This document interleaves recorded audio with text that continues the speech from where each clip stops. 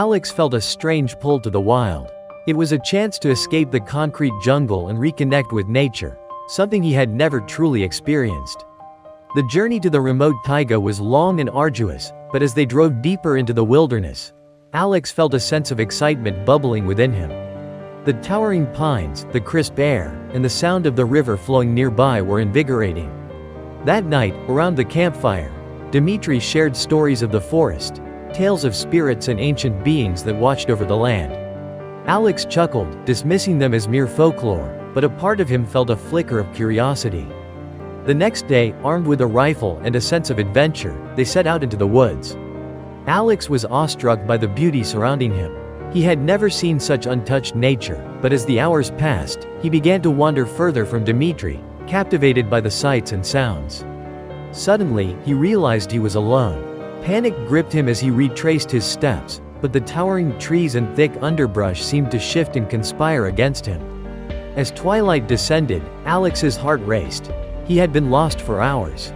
In desperation, he found a clearing and built a makeshift tent from branches and leaves, hoping to wait out the night. The forest was alive with sounds: the rustle of leaves, the hooting of owls, and the distant snap of twigs. Alone in the darkness, he felt a chill that had nothing to do with the temperature. Morning light broke through the trees, and Alex emerged from his shelter, bleary-eyed and hungry. That's when he saw it, a bear cub, its fur a golden hue, playing near a thicket. His heart sank. He had read enough to know that where there's a cub, a mother is never far behind. Just as he turned to flee, he spotted a massive silhouette emerging from the shadows.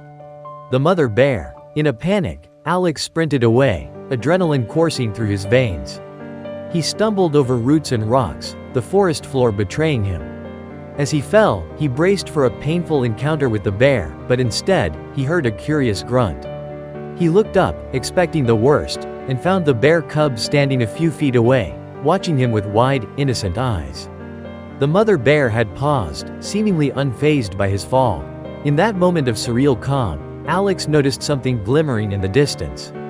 Power lines. With renewed hope, he scrambled to his feet and dashed toward them, the bear cub trailing behind for a moment before its mother called it back. He ran, heart pounding, until he reached the lines that led him to a small settlement. When he stumbled into the village, breathless and muddy, the locals gathered around him, their expressions a mix of concern and skepticism. He recounted his tale of the bear and the strange calm he felt in the face of danger. They exchanged glances, some shaking their heads in disbelief. "Bears don't act like that," one man scoffed.